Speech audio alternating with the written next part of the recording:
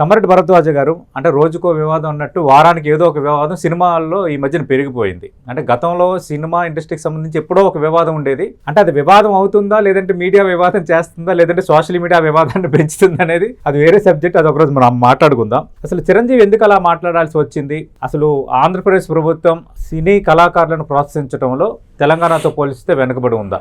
అంటే ఇప్పుడు అసలు ఆయన మాట్లాడింది మనం అర్థం చేసుకుంటే మనం రిక్వెస్ట్ వేరు అంటే వ్యాఖ్య వేరు సార్. రిక్వెస్ట్ అంటే తెలుగులో ఏమంటారు దాన్ని? అదే సార్, అభ్యర్థన. అభ్యర్థనకి వ్యాఖ్యకి చాలా తేడా ఉంటుంది. నేను చంద్రబాబు నాయుడు గారిని అభ్యర్థిస్తున్నాను, రిక్వెస్ట్ చేస్తున్నాను అని ఆయన చెప్పాడు. అది వ్యాఖ్య ఎట్ట అవుతుంది? చంద్రబాబు నాయుడు గారు తప్పుడోడు, ఆయన కరెక్ట్గా లేడు అని అంటే వ్యాఖ్య. ఆయన ఆ మాట ఏమనలా. సరే ఇక్కడ చేస్తున్నారు, అక్కడ కూడా చేస్తే బాగుంటుంది, కళాకారులకు చెయ్యాలి అనేది ఆయన సలహా కూడా ఇచ్చాడు. సో దాంట్లో తప్పేం లేదు. అదే నారాయణమూర్తి గారు కూడా అదే మాట్లాడు. ఆయన కూడా దండం పెడుతున్నాను సార్, మీరు చెయ్యండి సార్ అన్నాడు. సో దీంట్లో వాళ్ళని తక్కువ చేయటం కానీ వ్యాఖ్యానించడం కానీ ఏం లేదు నాకు అర్థమైనంత వరకు. మనకి 13 ఏళ్ళ నుంచి లేవండి 2 స్టేట్స్లో కలిపి. 15 ఏళ్ళ నుంచి లేవు. ఇది 15వ ఏడు. బట్ తెలంగాణలో లాస్ట్ ఇయర్ 2 సంవత్సరాలు ఇచ్చారు.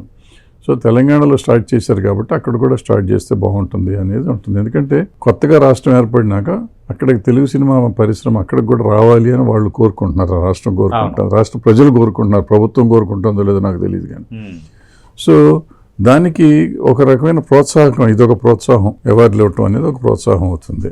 అదే అడిగారు. అది దాంట్లో తప్పేం లేదు. అది నెగిటివ్గా తీసుకోవాల్సిన అవసరం ఏం లేదు. వాళ్ళు నెగిటివ్గా ఏం మాట్లాడలేదు కూడా.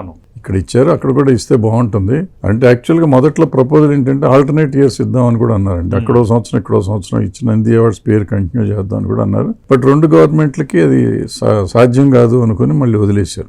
సో సామరస్యంగా ఇదిగా ఉండాలనే ఉద్దేశంతో ఇవాళ ఇండస్ట్రీలో ఎవరు ఒప్పుకున్నా ఒప్పుకోకపోయినా ఆయన స్టేజ్ ఒకటే ఒక ఇది ఉందండి. ఆయన నెంబర్ 1 ఇవాళ. సో చిరంజీవి గారికి ఆయన మాటకి విలువ ఉంటుంది కాబట్టి ఆయన అంటంలో తప్పేం లేదని నేను అనుకుంటున్నాను.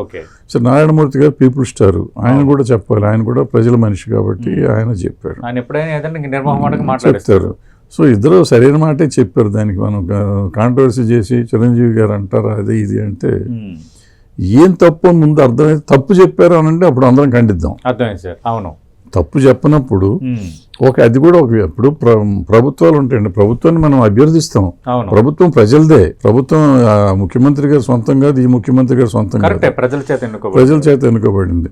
సో వీళ్ళు ప్రజలే, ప్రజా కళాకారులు. వాళ్ళు ప్రజా కళాకారులు ఒక అభ్యర్థన చేశారు. తప్పేంటి దాంట్లో?